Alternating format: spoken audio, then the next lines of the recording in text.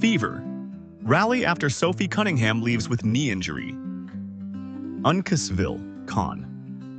Indiana received another gut punch Sunday when guard Sophie Cunningham suffered a knee injury in the second quarter of their game against the Connecticut Sun.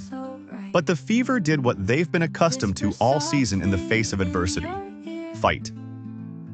Following Cunningham's injury, Indiana mounted the largest comeback in franchise history, erasing a 21-point deficit to beat the Sun 99-93 in overtime.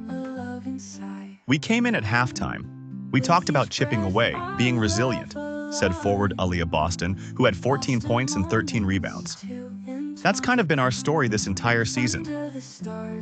According to the Elias Sports Bureau, WNBA teams were 29 to 1,722 all-time when trailing by 20-plus points in a game entering Sunday. "They've got something inside them you just can't teach," Coach Stephanie White said. "They bring it out of each other. It allows us to go through these incredibly tough times that we're going through and always gives us a chance." Every game matters at this point for the Fever, 19 through 16, who are trying to hold on to playoff positioning without Caitlin Clark, groin, for the last month, and after losing fellow point guards Ari McDonald and Sydney Colson to season-ending injuries in the same game on August 7. Indiana had dropped 2 straight home games to bottom 4 teams in the standings entering Sunday's road contest against the last-place Sun. "There's no other way," Boston said. "If you spread apart, the season goes down quicker than anything else.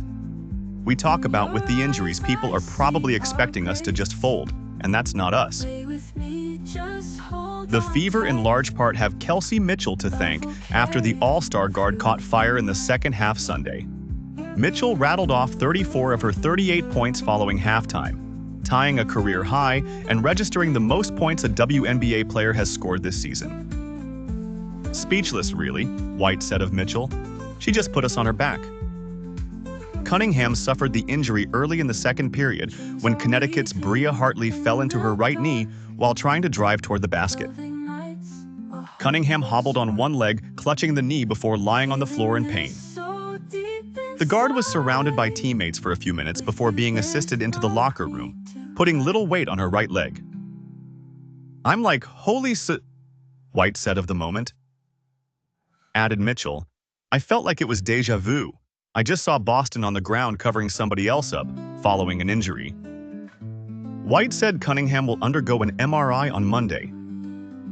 The Fever managed just 29 points in the first half and trailed by 19 going into the locker room. But with a renewed focus and fueled by their teammates' injury, they largely controlled the next 25 minutes on both ends, chipping away at the Sun's advantage. Indiana took better care of the ball, improved its spacing, and saw recently acquired guard Odyssey Sims, 19 points, 7 assists, get more comfortable as the game went on, while also locking in more on the defensive end. The teams traded baskets in the final minute of regulation, with a Mitchell and 1 and Boston jumper helping force overtime. Mitchell then accounted for 10 of the team's 15 points in the extra period. "I really think that that's the most resilient that we've ever been because of everything we've been through," Mitchell said.